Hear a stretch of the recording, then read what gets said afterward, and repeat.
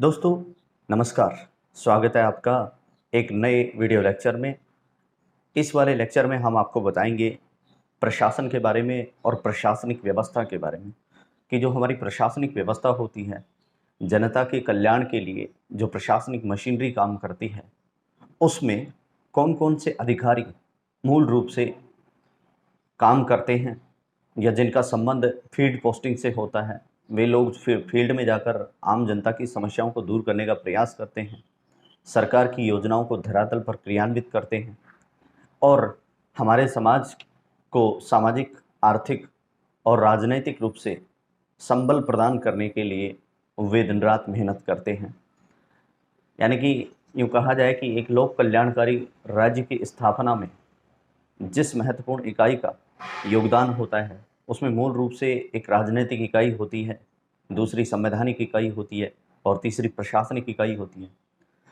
जो राजनीतिक इकाई होती है, उसमें संघ स्तर पर हमारे प्रधानमंत्री कार्य करते हैं, वहीं राज्य स्तर पर मुख्यमंत्री कार्य करते हैं। संवैधानिक इकाई की बात करें तो राज्यपाल और राष्ट्रपति काम करते हैं।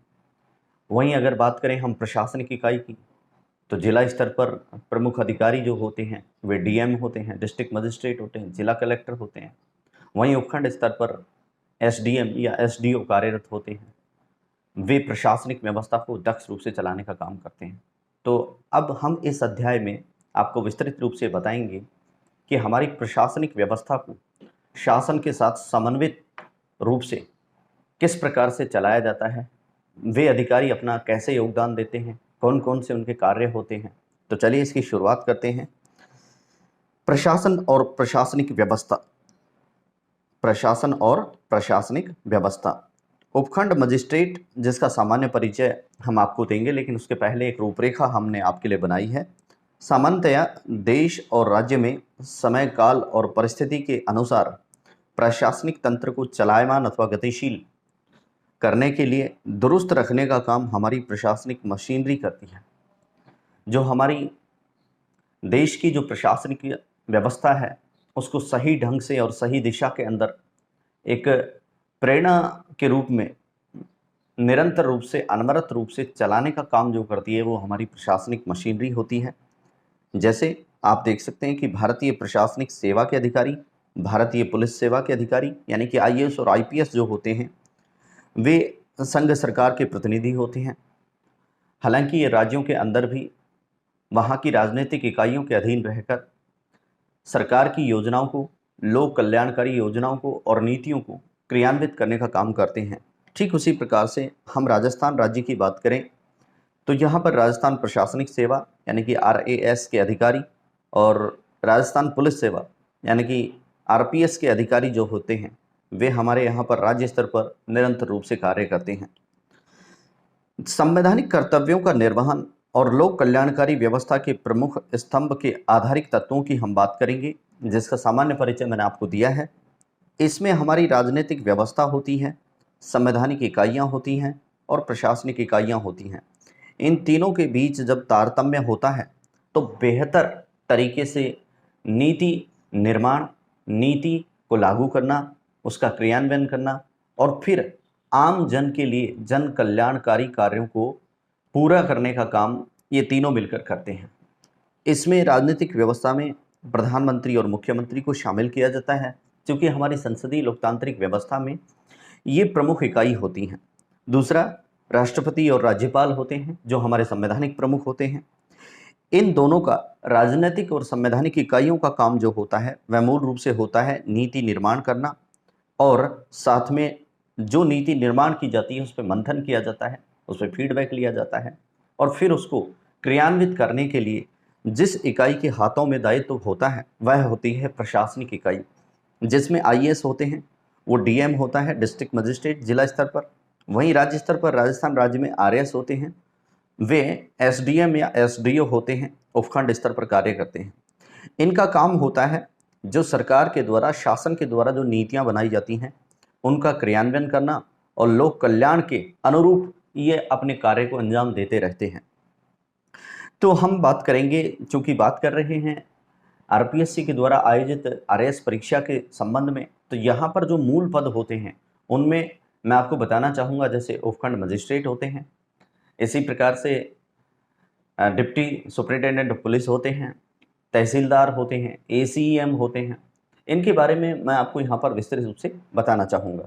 सबसे पहले हम बात करेंगे उपखंड मजिस्ट्रेट की, यानी कि सब डिविजनल मजिस्ट्रेट की, एसडीएम की या एसडीओ की, सब डिविजनल ऑफिसर की, उपखंड अधिकारी की। यह प्रमुख प्रशासनिक पद होता है और ये जो पद होता है इसको आरएएस का पद नाम दिया जाता है। यह उपखंड स्तर पर कानून व्यवस्था और प्रशासन के संचालन के लिए जिम्मेदार तंत्र का प्रमुख होता है। यानी कि उपखंड स्तर पर जो कानून व्यवस्था बनाने का जो प्रमुख काम है, इस काम का जो दायित्व है वह एक व्यक्ति पर होता है और वह होता है उपखंड अधिकारी पर, उपखंड मजिस्ट्रेट पर। वह तमाम प्रकार के विभागों को निर्देशित करता है, विभिन्न नीतियों का क्रियान्वयन करवाता है, साथ ही साथ फीडबैक लेता है। इसके साथ साथ नीति निर्देश दिए जाते हैं और समस्त विभागों पर नियंत्रण करने का काम सब डिविजनल मजिस्ट्रेट या एसडीओ का होता है। एसडीओ के प्रमुख काम कौन कौन से होते हैं? एसडीएम के मूलतः इनका काम होता है उपखंड स्तर पर राजस्व संकलन करना, गिरदावरी, जमाबंदी और अन्य भूमि संबंधी या भूमि सुधारों संबंधी या स्टाम्प विक्रय संबंधी तमाम प्रकार का जो राजस्व संकलन होता है उसको करने का काम उपखंड स्तर पर उपखंड मजिस्ट्रेट का होता है, जो आरएएस ऑफिसर होता है। साथ ही साथ ये प्रशासनिक कामकाज को बेहतर तरीके से दुरुस्त रखते हैं। आपराधिक प्रक्रिया संहिता यानी कि जो सीआरपीसी होती है 1973, उसके अधीन इनको कार्रवाई करने का पूर्ण अधिकार होता है। अगर कहीं पे सीआरपीसी के तहत कोई कानूनी कार्रवाई की जानी है तो उसका चीफ जो होता है वह उपखंड स्तर पे कौन होता है? उपखंड मजिस्ट्रेट होता है, एसडीएम या आरएएस अधिकारी होता है। यह तो थी बात उपखंड मजिस्ट्रेट के सामान्य कार्य और सामान्य पद का विवरण। अब हम जानेंगे कि कौन कौन से प्रमुख काम होते हैं जो उपखंड मजिस्ट्रेट को करने होते हैं, या जो नैतिक रूप से जो कार्य उपखंड मजिस्ट्रेट के द्वारा किए जाते हैं वो कौन कौन से होते हैं। सबसे पहला है भू अभिलेख का निर्माण करना, यानी कि लैंड रेवेन्यू जो रिकॉर्ड होते हैं उनका पूर्ण लेखा जोखा करवाने का काम, उसकी जिम्मेदारी उपखंड मजिस्ट्रेट की होती है, एक आरएएस अधिकारी की होती है। दूसरा, आचरण निर्धारण करना, अपने कार्यालय में, अपनी परिसीमा में और उपखंड स्तर पर आचरण का निर्धारण करवाना, या यूं कहें कि बेहतर तरीके से प्रशासनिक कार्य को करते हुए जो सरकारी योजनाएं हैं उनका सही से क्रियान्वयन करवाना, और जो सेवी वर्ग जो तंत्र होता है उसको मजबूती से बराबर बनाए रखने का काम होता है, वह उपखंड मजिस्ट्रेट या एसडीएम का होता है। भू सीमांकन का कार्य करना, कहीं पर भूमि संबंधी सीमांकन का कार्य किया जाना होता है, इसकी सीमा तय की जानी होती है, तो यह जिम्मेदारी उपखंड अधिकारी की होती है। भू परिवर्तन, अगर लैंड रिफॉर्म कहीं पे करना है, लैंड कन्वर्जन का काम जो होता है वह काम उपखंड मजिस्ट्रेट का होता है। कहीं पे भूमि का कन्वर्जन करवाया जाना है तो यह अधिकार जो होता है, यह जो काम होता है वह उपखंड अधिकारी का ही होता है। कोई कृषिगत भूमि है, अगर उसको कमर्शियल भूमि के अंदर कन्वर्ट करवाना है या रिहायशी भूमि में कन्वर्ट करवाना है तो ये सारी जिम्मेदारी, या यूं कहें कि ये सारे काम किसके होते हैं? उपखंड मजिस्ट्रेट के होते हैं। वह सार्वजनिक भूमि का संरक्षक होता है, यहाँ तक कि जितनी काशत भूमि है या वाणिज्य की पर्पज वाली भूमि है या रिहायशी क्षेत्रों की जो भूमि है उपखंड स्तर पर, उन तमाम का संरक्षक, उन सब का वो गार्जियन होता है। यानी कि समस्त प्रकार की उपखंड स्तर की जमीन का मालिक कौन होता है? वह होता है उपखंड मजिस्ट्रेट, या यूं कहें कि एक आरएएस अधिकारी इस काम को बखूबी निभाता है। नेक्स्ट है संपत्ति विवाद के मामलों, उत्तराधिकार प्रकरणों में न्याय सम्मत कार्रवाई करना। संपत्ति संबंधी अगर कोई झगड़ा है, किसी परिवार का है, किसी समुदाय का है, किसी वर्ग का है या किन्हीं अन्य दूसरे लोगों का है, तो संपत्ति संबंधी विवादों का निस्तारण करने की जिम्मेदारी या यह काम उपखंड मजिस्ट्रेट करता है। उत्तराधिकार के मामलों में अगर कहीं पे उत्तराधिकार का मामला है संतति के साथ में, परिवार के साथ में, रिश्तेदारी नातेदारी में, तो उसको निपटाने का काम, उसमें न्याय सम्मत कार्रवाई करना, उचित कार्रवाई करने का काम एक उपखंड मजिस्ट्रेट का होता है, आरएएस अधिकारी का होता है। वह जमीनी मामलों का निपटान भी करता है, यानी कि प्राथमिक न्यायालय जो होता है जमीनी स्तर का, या रेवेन्यू की जो प्राथमिक अदालत होती है उसका प्रमुख रूप से रेवेन्यू अदालत का प्राथमिक स्तर पर निपटान करने का काम, या यूँ कहें कि रेवेन्यू अदालत के जो प्राथमिक मामले होते हैं उनको निपटाने का काम एसडीओ एसडीएम करता है। कौन करता है? एसडीएम करता है, एक आरएएस अधिकारी करता है। नेक्स्ट है प्रमाण पत्र अधिकारी। उपखंड स्तर पर जितने भी प्रमाण पत्र बनवाए जाते हैं, चाहे वह उत्तराधिकार संबंधी प्रमाण पत्र हो, जन्म मृत्यु प्रमाण पत्र हो, ईडब्ल्यूएस प्रमाण पत्र हो, ओबीसी प्रमाण पत्र हो, एससी एसटी का प्रमाण पत्र हो या एमबीसी का प्रमाण पत्र हो, ये तमाम प्रकार के जो प्रमाण पत्र होते हैं इनका पावर ऑफ अटॉर्नी जो होता है उपखंड स्तर पे, वह प्रमाण पत्र अधिकारी के रूप में कार्य करता है, वह एसडीओ होता है, एसडीएम होता है। नेक्स्ट है संदिग्ध लावारिस मौत के मामलों की मॉनिटरिंग और उनके संबंधी रिपोर्ट बनाना। कहीं पे मान लीजिए कोई बलवा हो जाता है लेकिन उसको दबाने का प्रयास किया जाता है, उसमें किसी के हताहत होने की खबर मिलती है, किसी की मौत हो जाती है, या कोई विवाहिता के द्वारा कोई गलत कदम उठा लिया जाता है कि वह आत्महत्या कर लेती है, या किसी व्यक्ति के द्वारा ऐसी घटना को अंजाम दिया जाता है किसी पुरुष के द्वारा, तो ऐसी स्थिति में आगजनी से मौत होना या कुछ ऐसे मामले होते हैं जो संदिग्ध परिस्थितियों वाले मामले होते हैं, ऐसे मामलों में एसडीएम खुद वहां पर पहुंचता है और वह चाहे तो अपना कोई प्रतिनिधि भेजता है और तमाम जो मामला होता है इस प्रकार का उसकी मॉनिटरिंग वो स्वयं करते हैं और ऐसी रिपोर्ट बनाने का काम भी वही करते हैं। नेक्स्ट है पुलिस कस्टडी अभिरक्षा, यानी कि जो पुलिस कस्टडी होती है, पुलिस की जो खुद की हिरासत होती है, उसमें जेल में, महिला व किशोर गृह में अगर किसी की असामयिक मौत हो जाए तो इसके संबंध में जांच करने का कार्य एसडीएम करेगा और वह तमाम प्रकार का पर्यवेक्षण या मॉनिटरिंग का काम भी स्वयं करेगा। नेक्स्ट है आगजनी, प्राकृतिक आपदा, सांप्रदायिक दंगे, बाढ़, भूकंप, शीतलहर, कीटों का कहीं पे आक्रमण हो जाता है, बादल फटना, लू, विद्युत प्रकोप आदि में सीआरपीसी के तहत कार्रवाई करने का जो काम होता है वह एसडीएम का ही होता है। एसडीएम कहीं पे आग लग जाती है, कोई प्राकृतिक आपदा, बाढ़, भूकंप, शीतलहर, कीट का प्रकोप, महामारी, जैसे अभी पेंडेमिक कोरोना महामारी चल रही है पिछले 2 वर्ष से, तो ऐसी स्थिति में हम ये कहें कि तमाम प्रकार की जो न्याय सम्मत कार्रवाई है सीआरपीसी के तहत, आपराधिक दंड संहिता के तहत करने का काम कौन करेंगे? एसडीएम करेंगे। नेक्स्ट है सीआरपीसी आपराधिक प्रक्रिया संहिता का वाहक होता है। इसका उल्लेख सीआरपीसी की सेक्शन 148, 147, 46 और 145 में किया गया है। 145 से लेकर 148 जो सेक्शन है सीआरपीसी की, उसमें इस बात का उल्लेख है कि उपखंड मजिस्ट्रेट का काम होगा कि वह आपराधिक संहिता के कुछ मामलों में, जैसा कि बताया गया है, कुछ संदिग्ध परिस्थितियों में, प्राकृतिक आपदा के समय या कोई सांप्रदायिक दंगे भड़कने की स्थिति में, तमाम प्रकार की सीआरपीसी संबंधी जो धाराएं होती हैं जो उपखंड स्तर पर लागू होनी चाहिए, उनका वाहक एसडीएम होता है। ये बहुत इंपॉर्टेंट है। आपसे 50 शब्दों में ऐसा कोई प्रश्न पूछा जा सकता है अगर प्रशासनिक मशीनरी संबंधी, क्योंकि हमारी जो प्रशासनिक तंत्र है, राजस्थान की राजनीतिक और प्रशासनिक व्यवस्था, उस वाले चैप्टर में आपसे ऐसा सवाल भी किया जा सकता है। और वैसे जब आप इंटरव्यू देने जाएं तो इन सब चीज़ों का आपको मालूम होना चाहिए, क्योंकि ऐसे सवाल आपके सामने आने वाले हैं। नेक्स्ट है दीवानी न्यायालय के फैसले। और दीवानी न्यायालय के जो फैसले होते हैं, रेवेन्यू संबंधी जो भी फैसले होते हैं, वो तमाम प्राथमिक न्यायालय के रूप में उन मामलों की डिक्री करना, सुनवाई करना, बहस पर पूर्ण रूप से अपने अधिकार सुरक्षित रखने का काम एसडीएम ही करते हैं। तो ये मूल काम है, बहुत बेहतर तरीके से आपको बताए हैं, जिनको आपको याद कर लेना है, आपको ध्यान होने चाहिए, आपके दिमाग के अंदर एक माइंड मैप बन जाना चाहिए, जिससे कि आप आसानी से इनके जवाब दे सकें। या आप चूंकि एक अफसर बनने जा रहे हैं, प्रशासनिक व्यवस्था में आप प्रीमियर स्टेट सर्विस के अधिकारी बनने जा रहे हैं, तो आपको इनका मालूम होना चाहिए।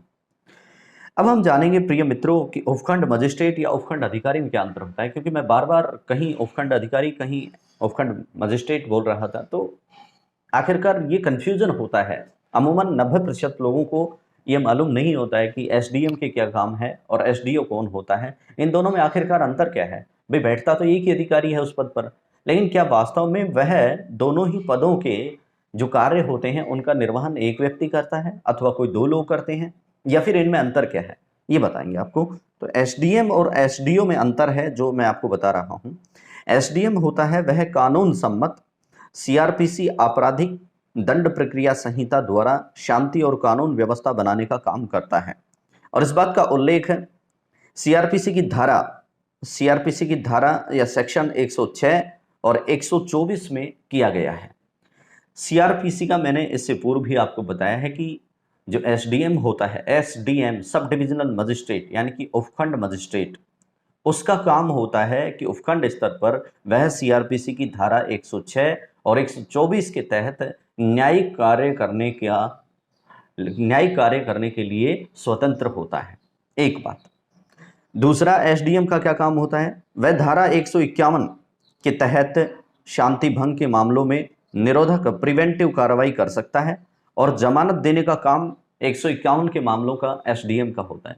पुलिस आपको अपनी अभिरक्षा में लेगी, आपको गिरफ्तार करती है और 151 का यदि कोई मामला है, आपने कहीं शांति भंग की है या इस प्रकार से आपने हो हल्ला, यूं कहें कि बेवजह किसी बात को तूल देने का प्रयास किया, तो पुलिस आपको गिरफ्तार करेगी। लेकिन उस पर जो अंतिम निर्णय होता है या जमानत देने का जो काम होता है, यानी आपकी जो सुनवाई होती है 151 के मामलों की पुलिस के द्वारा जब आपको पेश किया जाता है न्यायालय में, तो वो एसडीएम की न्यायालय होती है, सब डिविजनल मजिस्ट्रेट की न्यायालय होती है, जहां पे वे ऐसे मामलों में आपको जमानत दे सकते हैं अथवा आपको पुलिस अभिरक्षा में वापस भेजने का आदेश दे सकते हैं। तो इस प्रकार के न्यायिक मामले धारा 151 के उनको निपटाने का काम एसडीएम का होता है।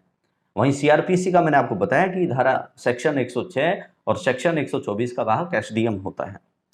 नेक्स्ट है उन्माद दंगे की स्थिति में अगर कहीं पे धार्मिक उन्माद हो गया है, बड़े पैमाने पर कोई बलवा हो गया है, कहीं पे आतंक मचा हुआ है, ऐसी स्थिति को लेकर या कोई बड़ा दंगा हुआ है, तो उस स्थिति में बल प्रयोग का जो आदेश है वह एसडीएम ही दे सकता है। सब डिविजनल मजिस्ट्रेट देगा इस आदेश को कि भाई कहीं पे धार्मिक उन्माद हो गया, दंगा हो गया, तो उसको बुझाने के लिए, उसका शमन करने के लिए या यूं कहें कि उसको निपटाने के लिए या ऐसी स्थिति में बल प्रयोग करने के लिए ये सब जो आदेश होते हैं ये देने का काम धारा 129 के तहत, सीआरपीसी की धारा 129 के तहत एसडीएम करते हैं।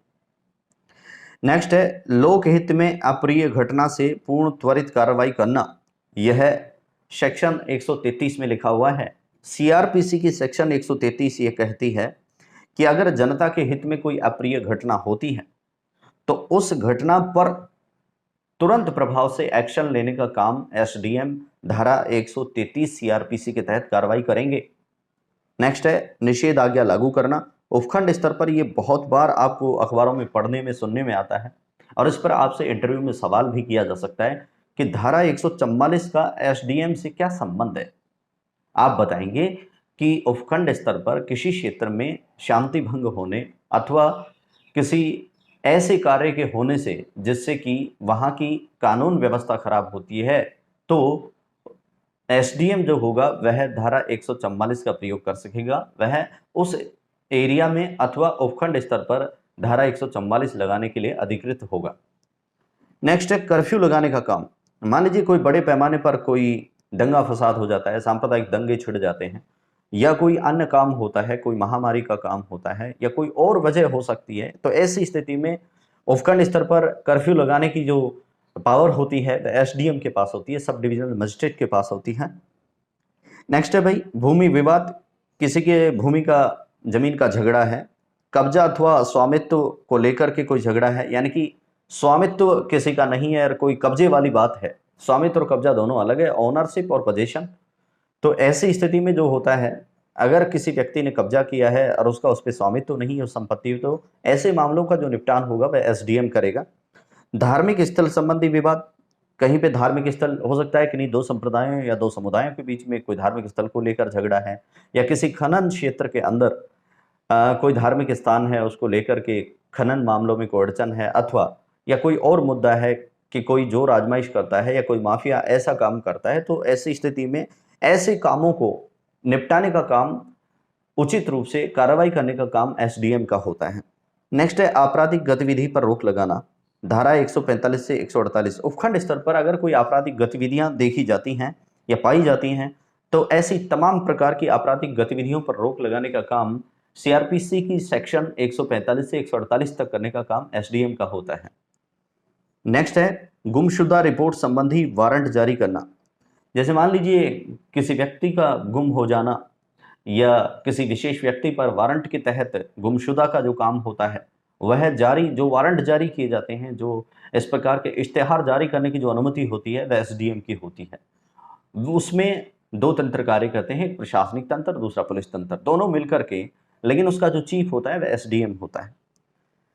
गुमशुदा संबंधी मामलों में कार्रवाई करना और उचित प्रकार से इसका निस्तारण करना, किशोर अपचार संप्रेषण व बाल अपचार गृह के संबंध में कार्रवाई करना। मान लीजिए कहीं पर किशोर अपचार संप्रेषण केंद्र बना हुआ है या बाल सुधार गृह है, तो वहां पर अगर कोई भी काम है, वहां पर कोई अनैतिकता पाई जाती है, या यूं कहूं कि वहां पर कुछ जुल्म देखे जाते हैं, या यूं कहूं कि वो सही ढंग से अगर ये संस्थाएं कार्य नहीं कर रही हैं, तो उनको संभालना, उन पर न्याय सम्मत कार्रवाई करना, उनको दिशा निर्देश देना और उन पर नियंत्रण करने का काम एसडीएम का होता है।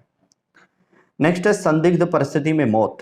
अगर किसी विवाहिता की, अगर किसी व्यक्ति की, या फिर किसी और अनजाने में किसी की संदिग्ध मौत का मामला दिखाई देता है, जिसमें मान लीजिए किसी ने आत्महत्या की है, किसी की मौत कर दी गई है, किसी की हत्या कर दी गई है, तो ऐसी स्थिति में जो तमाम प्रकार की कार्रवाई है, संदिग्ध परिस्थितियों में मौत होने पर जो कानून सम्मत कार्रवाई है, वो सीआरपीसी की सेक्शन 176 के तहत कार्रवाई करने का अधिकार एसडीएम का होता है, और साथ ही साथ वह इस पर न्याय सम्मत अनुसंधान करने के लिए भी अधिकृत होते हैं। फिर एसडीएम जो होते हैं, वहां पर क्या करेंगे कि ऐसी संदिग्ध परिस्थिति के मामले में स्वयं अनुसंधान करते हैं और उसकी रिपोर्ट बना करके संबंधित विभाग को अथवा न्यायालय को प्रेषित करने का काम करते हैं।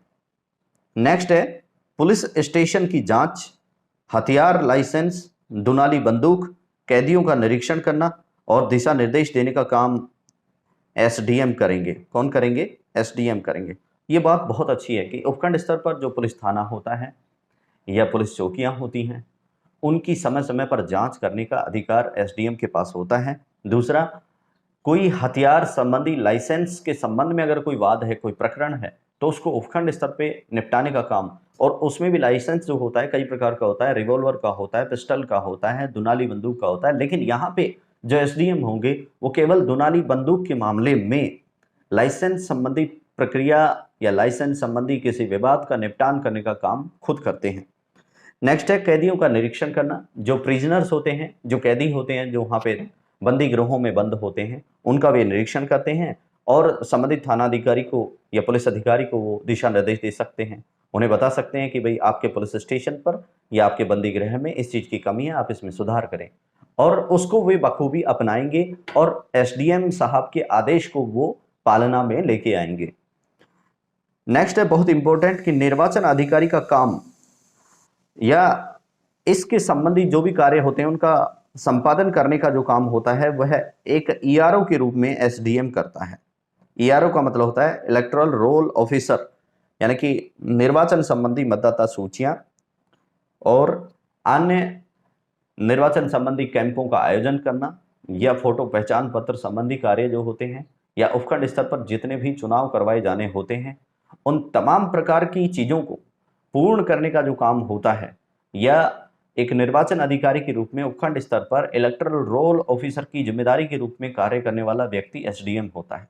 तो इस प्रकार से जो एसडीएम होता है उसके निम्न कार्य होते हैं और वह उपखंड स्तर पर अपने इन कार्यों का संपादन उसे करना होता है। साथ ही साथ दोस्तों अब हम जानेंगे एसडीओ के बारे में कि यह भी आरएएस अधिकारी होता है एसडीएम, और एसडीओ भी आरएएस अधिकारी होता है, लेकिन इन दोनों के अंतर की बात हम कर रहे हैं। तो अब यहाँ पे हम एसडीओ के बारे में जानेंगे। एसडीओ जो होते हैं वो भू राजस्व अधिकारी होते हैं, यानी कि लैंड रेवेन्यू रिकॉर्ड रखने का काम, भूमि संबंधी जो कार्य होते हैं वह तमाम प्रकार के कार्य एसडीओ के हाथ में होते हैं, उपखंड अधिकारी के हाथ में होते हैं। दूसरा, भू अभिलेख अधिकारी होते हैं, यानी कि अब इसमें भी एक बात समझने की है कि भू अभिलेख अधिकारी होने के नाते एसडीओ क्या करेगा, राजस्थान काश्तकारी अधिनियम 1955 और राजस्थान भू राजस्व अधिनियम 1956, ये आपके सिलेबस में भी है, इन दोनों ही अधिनियम या कानूनों के बारे में तमाम प्रकार के कार्यों को पूर्ण करने का काम एसडीओ करेंगे। दूसरा है राजस्व न्यायालय का कार्य प्राथमिक न्यायालय के रूप में। राजस्व न्यायालय का कार्य क्या होता है, जैसे मान लीजिए उपखंड स्तर पे कोई दीवानी मामला है, किसी भूमि विवाद को निपटाना है अथवा उसकी सुनवाई करनी है, तो उपखंड स्तर पर जो न्यायालय कार्य करती है, इस भूमि संबंधी विवादों के निपटान के लिए उपखंड स्तर पर एसडीओ काम करते हैं। कौन काम करते हैं? एसडीओ। नेक्स्ट है, बहुत इंपॉर्टेंट है, सरकारी फ्लैगशिप योजनाओं का लाभ आम जन के लिए सुनिश्चित करने का काम एसडीओ का होता है। किसका होता है? एसडीओ का।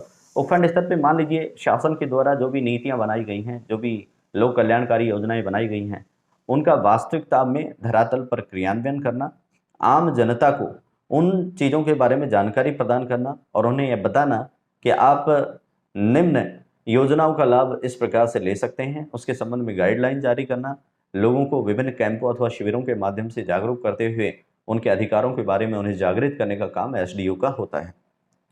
नेक्स्ट है भू राजस्व संकलन। उपखंड स्तर पर जो भी लैंड रेवेन्यू का जो संकलन किया जाता है, जितना भी रेवेन्यू संकलित करने का काम होता है वह एसडीओ का होता है।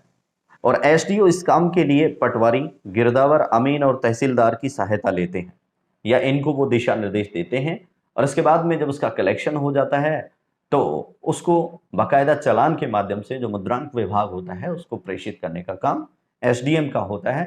क्योंकि एसडीएम जो होता है वह उपखंड एसडीओ का होता है, माफ कीजिएगा, एसडीओ जो होता है वह उपखंड स्तर पर बेहतर तरीके से इन सब चीजों का कार्य निष्पादन करता है। वहीं जिला स्तर पर जो होता है वह कलेक्टर का काम होता है जो रेवेन्यू कलेक्शन करते हैं। नेक्स्ट है उपखंड प्रशासन में विभागों का तालमेल, औचक निरीक्षण, पर्यवेक्षण और दिशा निर्देश देने का काम एसडीओ करते हैं। उपखंड स्तर पर जितने विभाग होते हैं, सरकारी विभाग 40, 45, 50 जितने विभाग हैं, हमारे जितने भी विभाग हैं, पशुपालन विभाग है, कृषि विभाग है, सिंचाई विभाग है, किसानों का जो कृषि विभाग है, इसके अलावा जैसे स्वास्थ्य विभाग है, शिक्षा विभाग है, रोजगार विभाग है, या महिला बाल विकास विभाग है, या विद्युत विभाग है, तमाम प्रकार के विभागों में औचक निरीक्षण करने का कार्य एसडीओ का होता है और वे उन सभी विभागों के अंदर तालमेल करने का कार्य भी करते हैं, उनको दिशा निर्देश देते हैं और उन पर नियंत्रण बनाए रखते हैं।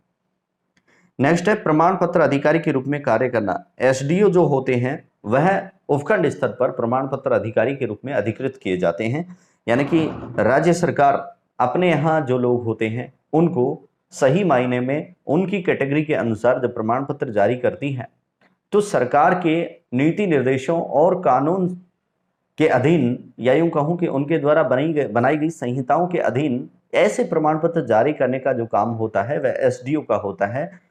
तो इस प्रकार से एसडीओ और एसडीएम हम अंतर समझ गए हैं कि मूल रूप से हमने ये जाना है कि एसडीएम और एसडीओ के बीच में जो एक महत्वपूर्ण गैप है वो यही है कि एसडीएम जो है वह तो सीआरपीसी का वाहक होता है और एसडीओ जो होता है वह लैंड रेवेन्यू का चीफ होता है। इन दोनों के बीच ये प्रमुख अंतर है। बाकायदा और सारे कार्य मैंने आपको बताए हैं, और सारे राइट्स मैंने आपको बताए हैं, और सारी कानून, दिशा निर्देश, पर्यवेक्षण संबंधी जो काम है इन दोनों के अलग अलग वो आपको बता दिए हैं। अब सवाल आपके दिमाग में क्या आ रहा होगा कि क्या किसी उपखंड स्तर पर 2 आरएएस अधिकारियों को एसडीओ के दायित्व को निभाने के लिए लगाया जा सकता है? जी नहीं, क्योंकि हमारी प्रशासनिक मशीनरी में एक तो पहले ही अफसरों की कमी है, दूसरा यह है इसका पहलू कि इन दोनों ही कामों को, यानी कि जितने सारे कार्य होते हैं इनको अपने अधीनस्थ सेवी वर्ग के माध्यम से निपटाने का कार्य जो होता है आसानी से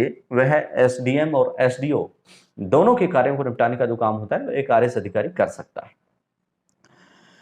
अब हम जानेंगे दोस्तों इसके बाद में सहायक कलेक्टर अथवा कार्यपालक, सहायक कलेक्टर एवं कार्यपालक मजिस्ट्रेट के बारे में, यानी कि assistant collector and executive magistrate, ये कौन होता है, ये अधिकारी कौन होते हैं, क्या इनका चयन भी राजस्थान लोक सेवा आयोग के द्वारा किया जाता है?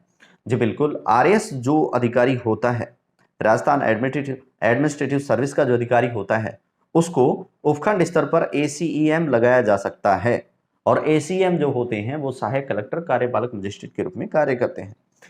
एसीएम का काम होता है लैंड रेवेन्यू संबंधी तमाम प्रकार के जो काम होते हैं उनकी देखरेख करना, उनके मामलों को सुनना और उनके संबंध में आदेश देना अथवा मामले का निस्तारण करने का काम कौन करेगा? वह कौन करेगा? एसीईएम करेगा। और मूल रूप से मैं आपको ये बताना चाहूंगा कि एसीएम जिस आरएएस अधिकारी को लगाया जाता है वह मूल रूप से देखने में आया है, हालांकि ऐसा नहीं भी होता है, लेकिन जो अंडर ट्रेनिंग जो अधिकारी होते हैं उनको प्रथमतः एसीएम लगा दिया जाता है। क्या लगा दिया जाता है? एसीएम। सबसे पहला एसीएम का काम होता है, राजस्थान काश्तकारी अधिनियम 1955 की शक्तियों का वाहक होता है। एसीएम को जब उपखंड स्तर पे नियुक्त किया जाता है तो एसीएम का जो पद होता है वो काश्तकारी अधिनियम, हमारे काश्तकारों से संबंधित तमाम प्रकार की जो चीजें होती हैं उनको देखने का, उनका निस्तारण करने का काम कौन करते हैं? एसीएम करते हैं। जैसे काशत रिपोर्ट तैयार करवाना, जमाबंदी तैयार करवाना, और जमाबंदी के मामले में केवल वो पर्यवेक्षण सुपरविजन का काम करते हैं। नजरी नक्शे का प्रमाणन करना, किसी लैंड संबंधी अगर कोई नक्शा है, कोई मैप है, नजरी नक्शा, तो उसका प्रमाणन करने का काम। इजारेदारी का निर्णय करना, जैसे मान लीजिए कि किसी ने किसी के साथ जमीन का साझे में कोई काम किया है, अब उस पर कोई विवाद हो जाता है तो उस इजारेदारी का जो डिसीजन होता है वह कौन करेगा? वह एसीएम करेगा। साथ ही साथ अमल रिपोर्ट सत्यापन तैयार करना, जितने भी लैंड संबंधी अमल रिपोर्ट्स तैयार करनी होती हैं उन सभी का प्रमाणन करना, सर्टिफिकेशन करने का जो काम होता है वह एसीएम का होता है। किसका होता है? एसीएम का होता है। नेक्स्ट है राजस्थान भू राजस्व अधिनियम 1956 से इसका कोई संबंध नहीं है। ये बहुत इंपॉर्टेंट बात है कि राजस्थान काश्तकारी अधिनियम 1955 से तो इनका लेना देना है, जबकि राजस्थान भू राजस्व अधिनियम 1956 से इनका कोई इत्तेफाक नहीं होता है। हालांकि जो एसडीओ होता है वह इन दोनों का वाहक होता है। नेक्स्ट है, यह प्रशासन का मुखिया नहीं होता है, यानी कि प्रशासनिक तंत्र को चलाने का काम एक एसीएम का नहीं होता है। वह काम किसका होता है? वह एसडीओ का होता है। किसका होता है? एसडीओ का होता है, यूं कहें उस आरएस अधिकारी का होता है जो उस पद पर बैठा हुआ है। ठीक है। इसके बाद में देखिए, पृथक सामान्य एसीएम कोर्ट के प्रकरणों में निर्णय देने का काम कौन करेगा? एसीएम करेगा। एसीएम कोर्ट अलग होती हैं, जो सहायक मजिस्ट्रेट, कार्यपालक मजिस्ट्रेट जो होता है, सहायक कलेक्टर है, कार्यपालक मजिस्ट्रेट, उसके संबंधी जो निर्णय होते हैं वो एसीएम करता है। नेक्स्ट है, उपखंड क्षेत्र के कुछ थानों का पर्यवेक्षण करने का अधिकार एसीएम को होता है। ये बहुत इंपॉर्टेंट है कि जहां हम ये देख रहे थे कि थानों का निरीक्षण करने का जो काम होता है वह एसडीएम का होता है, लेकिन यहाँ पर उपखंड स्तर पर एसीएम जो होते हैं वह भी कुछ थानों का, कुछ जो पुलिस चौकियां होती हैं, कुछ, सभी का नहीं, कुछ का निरीक्षण कर सकते हैं। और अगर वहां पर उसी उपखंड पर कोई एसडीएम कार्यरत हैं तो वो एसीएम को निर्देश दे सकते हैं कि आप जाइए और वहां पे निरीक्षण कीजिए। जैसे सेक्शन 109 और 151 के मामलों में कार्रवाई करना और जरूरी दिशा निर्देश देने का काम सीआरपीसी के सेक्शन में कौन कर सकता है? एसीएम कर सकता है। ये था भाई एसीएम। जो एसीएम होते हैं वो नए आरएस अधिकारी होते हैं मूल रूप से, जिनको अंडर ट्रेनिंग एसीएम के पद पर उपखंड स्तर पे लगाया जाता है। नेक्स्ट है राजस्थान पुलिस सेवा। बहुत ही अच्छी और प्रीमियर सर्विस है। जो पुलिस सेवा में चयनित होते हैं आरपीएस, उनको प्रथमतः जिस पद पर लगाया जाता है वह डेप्यूटी सुपरिंटेंडेंट ऑफ पुलिस होते हैं या डीएसपी होते हैं, यानी कि उप पुलिस अधीक्षक। ठीक है ना। तो ये जो डीएसपी होते हैं वे जिले भर के अंदर, जो चाहे 1 हो, चाहे 5 हो, चाहे 10 हो, ये सभी मिलकर के अपने अपने क्षेत्र के अंदर जितने भी स्टेशन, पुलिस स्टेशन होते हैं, जितनी पुलिस चौकियां इनके अंडर में होती हैं, जितने क्षेत्र इनके अंडर में होते हैं, उन सभी में कानूनी कार्रवाई करना और अपराध पर मूल रूप से नियंत्रण लगाने का काम इनका होता है। साथ ही साथ इनका जो उच्च अधिकारी होता है जिला स्तर पर वह पुलिस अधीक्षक होता है, आईपीएस होता है, इंडियन पुलिस सर्विस भापूसे का अधिकारी होता है। अब हम आरपीएस के बारे में जानते हैं। आरपीएस जो ये सेवा है, इसका गठन राजस्थान में जनवरी 1951 में किया गया था। 1951 में हमारी अपराध पर नियंत्रण करना और कानून व्यवस्था को बनाए रखने के लिए जनवरी 1951 में सेवा का गठन किया गया। यह जो पद होता है 3 स्टार होता है जी, बिल्कुल। जब कोई आरपीएस बनते हैं तो उनको उनकी वर्दी पर 3 स्टार लगे होते हैं। इनका आदर्श वाक्य होता है सेवार्थ कटिबद्धता, यानी कि राजस्थान पुलिस का जो आदर्श वाक्य है कि सेवा के लिए हम कटिबद्ध हैं, यानी कि आम जन में विश्वास और अपराधियों में खौफ या डर, ये इनका स्लोगन है। नेक्स्ट है, यह राज्य नागरिक सेवा होती है, यानी कि स्टेट सिविल सर्विस होती है, और ये पुलिस तंत्र के अंदर मजबूती से अपराध पर नियंत्रण करते हैं और कानून व्यवस्था को बनाए रखते हैं। इनका वेतनमान 54 ग्रेड पे में लेवल 14 में पे मैट्रिक्स 7 के अनुसार सुनियोजित किया गया है। अब इनकी पदोन्नति की बात करते हैं कि इनका जो प्रमोशन होता है वह किस रूप में होता है, किस प्रकार से होता है। तो जो राजस्थान पुलिस सेवा के अधिकारी होते हैं उनका प्रमोशन जो होता है वह डीएसपी के पद पर होता है। किस पद पर होता है? डीएसपी के पद पर होता है। माफ कीजिएगा, जो इनकी जो नियुक्ति होती है वह डीएसपी के पद पर होती है। इसके बाद में इनका प्रमोशन एडिशनल एसपी के रूप में होता है, जहां पर ये अशोक स्तंभ धारण करते हैं अपनी वर्दी पर। और इसके बाद में इनको ACP assistant commissioner of police, सहायक पुलिस आयुक्त के पद पर लगाया जाता है। और इसके बाद में इनका प्रमोशन अंतिम रूप से एसपी के रूप में, आईपीएस के रूप में होता है। इंडियन पुलिस सर्विस में इनका चयन होता है पदोन्नति के उपरांत। अब जानते हैं कि राजस्थान पुलिस सेवा का अधिकारी जो होता है डीएसपी, उसके क्या क्या काम होते हैं। नंबर 1, जिले भर की कानून व्यवस्था में पुलिस अधीक्षक व जनता के बीच ये सेतु का काम करते हैं। आईपीएस, एसपी और आम जनता के बीच में एक ब्रिज का, पुल का काम कौन करेगा? डीएसपी करेगा। वह उपखंड स्तर पे या वृत्त क्षेत्र में तमाम प्रकार के अपराधों पर अंकुश लगाएगा और वहां पर किसी भी प्रकार की हिंसक प्रवृत्तियों को रोकेगा। अपराध नियंत्रण के साथ साथ वह कानून व्यवस्था को मजबूत करने का काम करेगा और वह सहायक के रूप में कार्य करता है पुलिस अधीक्षक के। नेक्स्ट है शांति व्यवस्था बनाए रखना, सीओ के रूप में। जब इनका पद सीओ के रूप में होता है, सर्किल ऑफिसर के रूप में होता है, वृत्ताधिकारी के रूप में होता है, तो ये शांति व्यवस्था बनाए रखने के लिए जिम्मेदार होते हैं। नेक्स्ट होता है पुलिस विभाग के मातहत सीआई और एसआई और अन्य का ये नेतृत्व करते हैं। ये अपने पुलिस विभाग में जितने भी स्टेशन हेड ऑफिसर होते हैं, चाहे वह एसआई हो, चाहे सीआई हो या अन्य दूसरे पुलिस अधिकारी हो, उन सभी को नियंत्रित रखते हैं, उन सभी को दिशा निर्देश देते हैं और उन सभी की लीडरशिप यही करते हैं। यानी कि उन सब के लीडर कौन होते हैं? डिप्टी सुपरिंटेंडेंट ऑफ पुलिस होते हैं। नेक्स्ट है आमतौर पर कार्यालय संवेदनशील क्षेत्र में स्थापित किया जाता है जहां आपराधिक गतिविधियां अधिकतम होती हैं। अब हमारे यहाँ पर क्या होता है कि कानून व्यवस्था बनाए रखने के लिए हर उपखंड स्तर पे तो आप जानते हैं कि डिप्टी सुपरिंटेंडेंट ऑफ पुलिस का ऑफिस नहीं होता है, लेकिन इस ऑफिस को उस क्षेत्र में नियोजन स्वरूप लगाया जाता है या बनाया जाता है या नियत किया जाता है जहाँ पे आपराधिक प्रवृत्तियाँ ज़्यादा होती हैं, जहाँ पर सीमा पार ज़्यादा गतिविधियाँ देखने को मिलती हैं। तो ऐसे क्षेत्रों में अपराध पर अंकुश लगाने के लिए इनका कार्यालय होता है। नेक्स्ट है आम जन को भय मुक्त व स्वतंत्र माहौल प्रदान करना। जो आम जनता होती है उसको भय मुक्त, किसी भी आतंक से मुक्त, किसी भी डर से मुक्त और एक आज़ादी का माहौल, खुशनुमा माहौल प्रदान करने का काम कौन करते हैं? डिप्टी सुपरिंटेंडेंट ऑफ पुलिस करते हैं।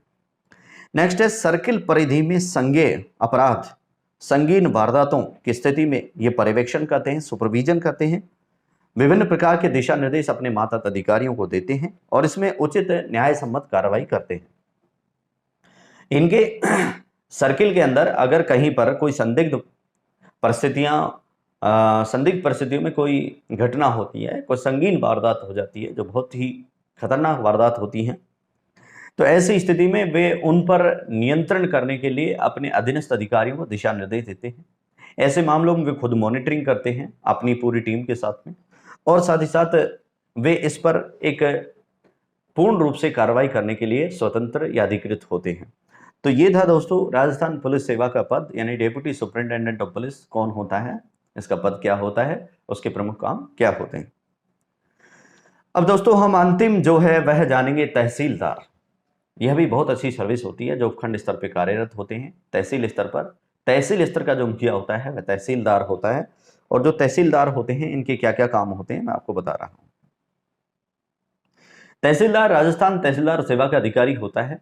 यह राजस्थान राज्य अधीनस्थ सेवा का अधिकारी होता है, सबोर्डिनेट सर्विस का अधिकारी होता है। नेक्स्ट है इनकी जो प्रधान संस्था है, तहसीलदार जो लोग होते हैं, तहसीलदार जो अधिकारी होते हैं, इनकी जो मुख्य संस्था है वह राजस्व मंडल अजमेर है। यानी कि इन तमाम तहसीलदारों को दिशा निर्देश, मॉनिटरिंग, पर्यवेक्षण, नियंत्रण आदि सभी काम तहसीलदार सेवा में जो करने का काम करती है वह संस्था है राजस्व मंडल अजमेर। रेवेन्यू का जो तमाम प्रकार के रेवेन्यू कोर्ट है सबसे बड़ी वह है अजमेर। इसकी स्थापना 1 नवंबर 1949 को अजमेर में की गई थी। अब हम जानते हैं तहसीलदार के क्या क्या काम होते हैं। तहसीलदार के काम क्या क्या होते हैं। तहसीलदार भू अभिलेख का संधारण करता है। सबसे पहली बात, लैंड रिकॉर्ड्स होते हैं उनको पूर्ण रूप से तैयार करना और उनको नथिबद्ध करने का काम तहसीलदार का होता है। दूसरा, राजस्व वसूली का कार्य करना, जो रेवेन्यू संबंधी जो वसूली होती है उसको तहसील स्तर पर कलेक्ट करने का काम एज रेवेन्यू राजस्व के रूप में वो काम तहसीलदार का होता है।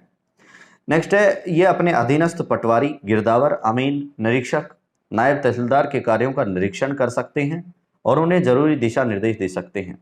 ये तमाम जो इनके सेवी वर्ग के अधिकारी कर्मचारी होते हैं इनका मॉनिटरिंग ये करते हैं, उनको दिशा निर्देश देते हैं, समय समय पर उनको विभिन्न जो योजनाएं होती हैं या तहसील स्तर की जो रेवेन्यू संबंधी जो समस्याएं होती हैं उनसे अवगत करवाते हैं और उन पर नियंत्रण बनाए रखते हैं।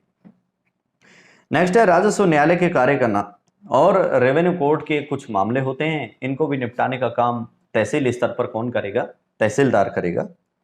यह एक कार्यपालक दंड नायक का कार्य करते हैं। तहसील स्तर पर मान लीजिए किसी प्रकार के ऐसे मुद्दे हैं जिनमें न्याय सम्मत कार्रवाई की जानी है और उसमें दंड सुनाया जाना है, कार्यपालक दंड नायक के रूप में, कार्यपालक दंड नायक, कार्यपालक मजिस्ट्रेट के रूप में भी ये कार्य करते हैं। नेक्स्ट है, जाति, आय और हैसियत प्रमाण पत्र जारी करना।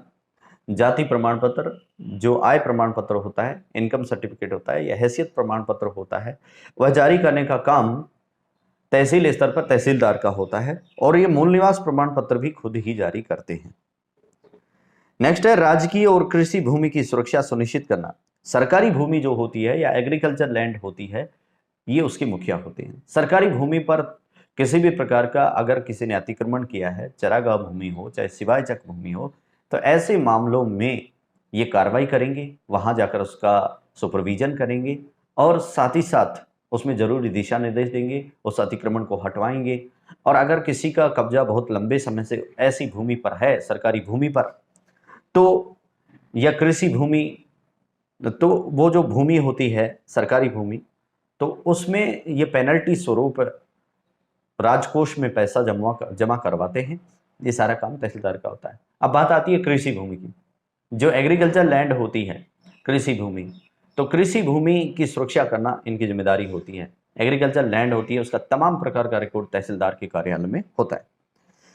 तहसीलदार उपपंजीयक के कार्यों का निर्वहन करते हैं, यानी कि जो डिप्टी रजिस्ट्रार का जो काम होता है तहसील स्तर पर, वह सारा काम कौन करते हैं? तहसीलदार करते हैं। प्राकृतिक आपदाओं की सूचना व प्रतिवेदन उच्च अधिकारियों को प्रेषित करते हैं। जैसे मान लीजिए कोई प्राकृतिक आपदा हो गई, ओलावृष्टि हो गई, बाढ़ है, भूकंप है, जलजला है, तो ऐसी स्थिति में ये जो सूचना जो होती है इन प्राकृतिक आपदाओं के संबंध में, उसको संकलित करते हैं और अपने से ऊपर जो विभाग होते हैं उनमें जो उच्चस्थ अधिकारी होते हैं संबंधित विभाग को ये संप्रेषित करते हैं। नेक्स्ट है, राहत कार्यों का निरीक्षण व भुगतान करना। कहीं पर राहत कार्य चलाया जाना है किसी प्राकृतिक आपदा की स्थिति में, तो ये उसका पूर्ण रूप से निरीक्षण करते हैं, उस पर कंट्रोल करते हैं और इसके संबंध में अगर किसी प्रकार का मुआवजा भुगतान होता है तो यह काम तहसीलदार का होता है। नेक्स्ट, तहसील और उपकोषागार का कार्य करना। तहसील में तमाम प्रकार के जो कार्य होते हैं आम जनता और सरकार के बीच के, उन सभी कार्यों को करने का काम तहसीलदार करते हैं। उपकोषागार का कार्य करना, जो उपखंड स्तर तहसील स्तर पर जो ट्रेजरी होती है उसके वित्तीय विनिमय संबंधी जो कार्य होते हैं उनका अधिकार किसके पास में होता है? तहसीलदार के पास में होता है। नामांतरण करना, म्यूटेशन, रजिस्ट्री करना जमीन की और राजस्व बीजक पर युक्ति संगत कार्रवाई करना। रेवेन्यू जो रिकॉर्ड होता है उस पर युक्ति संगत कार्य करने का काम कौन करता है? तहसीलदार करता है। जमीनों के जो रजिस्ट्री होती हैं उनका नामांतरण होता है, म्यूटेशन होता है, ये सारे काम कौन करते हैं? तहसीलदार करते हैं। नेक्स्ट है, राजस्थान भू राजस्व अधिनियम भू अभिलेख 1957 के नियम 24A के तहत प्राप्त निरीक्षण व भौतिक सत्यापन वाले दस्तावेजों का निरीक्षण कौन करेगा? RTS करेगा। राजस्थान तहसीलदार सेवा का अधिकारी तहसीलदार करेगा।